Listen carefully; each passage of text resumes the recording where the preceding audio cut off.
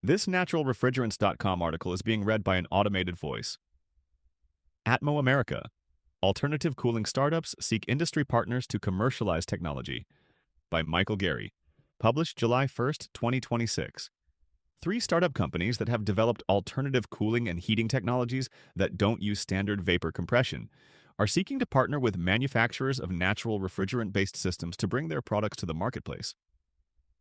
Representatives of the companies, Pascal, Magnotherm, and Mimic Systems, communicated this interest to attendees during presentations about their technologies at the ATMO America 2026 conference in Tarrytown, New York on June 3rd. I think we're aligned on what we're trying to do.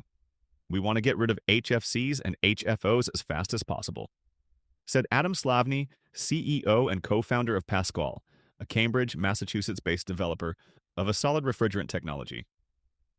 I see what we're working on as just another tool in that toolkit, and so hopefully you will as well. Pascal and Mimic, a Brooklyn, New York-based designer of solid-state semiconductor heating and cooling systems, are in the development stage. Magnotherm, a German developer of magnetocaloric cooling systems, is further along, installing a reach-in cabinet using its system in a Rewa store near Frankfurt, with plans to place an additional 8 units in additional Rewa stores this year, said Timur Serman, CEO and co-founder of Magnotherm. The companies believe that though their products are currently more expensive than vapor compression systems, they can be more efficient. Pascal. Slavny described the Pascal system as a low-pressure CO2 heat pump that avoids the hot ambient challenges of CO2 and the flammability challenges of propane, and is also PFAS-free and very low GWP. In the Pascal system, CO2 does not change phase between gas and liquid, as it would in standard vapor compression. Instead, CO2 gas is pushed by a compressor with 10 bars, 145 pounds per square inch, of pressure into a metal tube, cartridge, containing porous, solid material which absorbs the gas. Slavny did not identify heat solid but described it as safe enough to eat. When you do that, the porous solid heats up, and then when you release the pressure, desorb the gas, the porous solid cools down, he explained. The gas changes its temperature a little bit, but the solid changes its temperature a lot and is able to release large amounts of heat, so that's why I call it a solid refrigerant. Pascal could use a variety of gases in this process, but finds CO2 to be really convenient.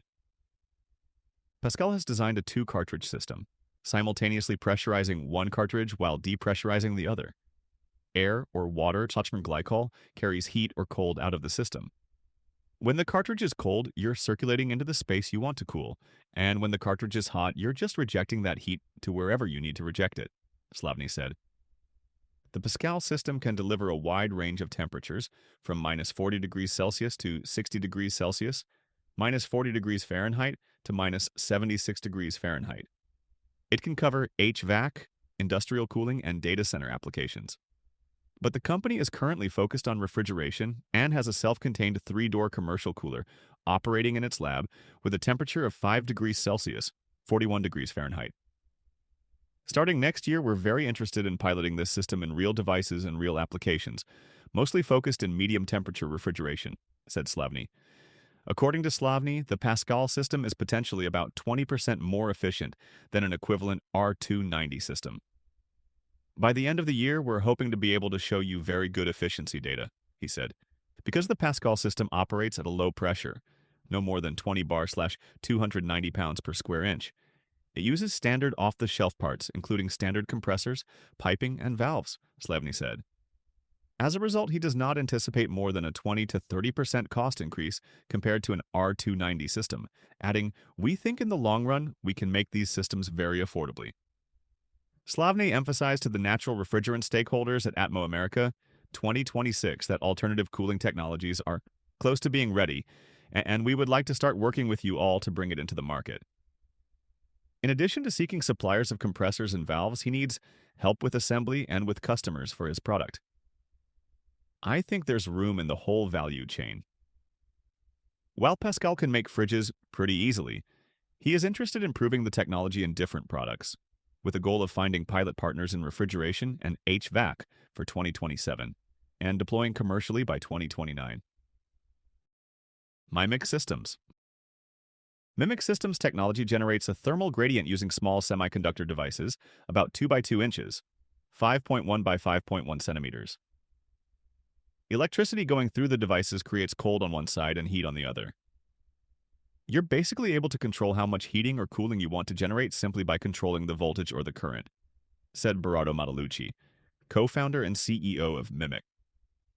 This technology lends itself to a modular system architecture, allowing it to be scalable, like a Lego block, and boost capacity as much as you need, he said. This differentiates the technology from typical vapor compression systems that use a closed loop connecting an evaporator with a condenser. In our case, you have an array of modular solid-state modular heat pumps with a hydronic connection. It could be packaged, centralized, or distributed. Mimic has been able to reduce costs by partnering with a company that can produce more efficient solid-state materials less expensively.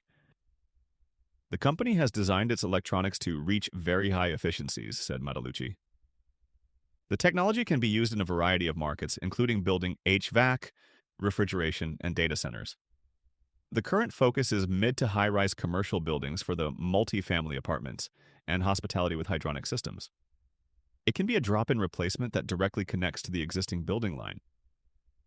With support from NYSERDA and the National Science Foundation, MIMIC had its first 2 pilot installations in Vancouver, Canada, in May of last year, and is working on other pilots in New York.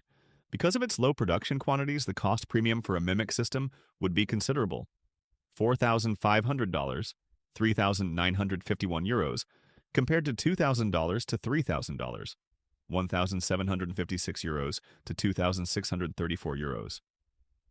For a water source heat pump, he said.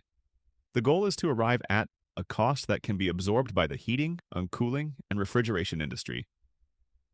We are a technology platform company, said Matalucci. Our goal is to partner and collaborate with many of you guys as much as possible to enable the adoptions of different types of technologies that may serve different purposes. In particular, Mimic is seeking to work with large HVAC OEMs because they have the logistics distribution and know-how. We can operate this technology, but also we'd like to learn from people who actually work in the field and can help us to develop a better solution. Magnotherm. Magnotherm's pitch is, forget refrigerants, we don't need them. Instead, the company has developed technology that uses magnetocaloric material, the porous metal alloy lanthanum iron silicon, to generate cooling and heating. The material is contained in a module called the Active Magnetic Regenerator, AMR, where it is exposed to a magnetic field, heating up instantly via what is called the magnetocaloric effect. Then we extract the heat by pushing a fluid, water or glycol, through the porous structure, said Sermon. We are basically creating hot water, so you could use it as a heat pump very easily. After rejecting the heat, the material is demagnetized, making it colder than before and allowing it to cool a transfer fluid. At least 2 modules are used in a system. Magnotherm offers 3 versions of its system: Polaris, up to 100 watts /0.03 TR, which can be used in beverage coolers; Eclipse, up to 1 kilowatt /0.3 TR, which is incorporated in retail cabinets; and the new Stellar model, up to 125 kilowatts /35.5 tons of refrigeration, which employs superconducting magnets for commercial refrigeration and HVAC, including data centers. Temperatures for the models range from -5 degrees Celsius, 23 degrees Fahrenheit, to 50 degrees Celsius, 122 degrees Fahrenheit, or higher. Currently, the focus is medium temperatures. The company has partnered with German retailer Rowe to test its technology. Rowe, which has installed 1 Eclipse unit with plans to install 8 more, compared it to a propane-based top-loading cabinet and found that the Magnotherm unit was 15% more efficient. Sermon said the efficiency could go up to 30% higher. He is also aiming to eliminate maintenance costs. Magnotherm has installed the Eclipse system in its own cabinet, but also integrates it into the cabinets of OEMs. One example is Austrian manufacturer Hauser, which recently merged with Italian manufacturer EPTA. The cost of the unit is about 20% more than a comparable propane cabinet at the low production levels. A lot of cost reduction will come, said Sermon, adding, we see lower total cost of ownership with lower energy and maintenance costs. Sermon said Magnotherm would prefer to outsource manufacturing of its system. To date, it has established a co-development and licensing agreement with German manufacturer KMW and is seeking other partners. Our core knowledge is how the material works, so we think of ourselves as a material supplier in the long term. In its recent announcement of the Stellar system, Magnotherm noted that it is seeking technical, commercial, and financial partners to help support the next steps.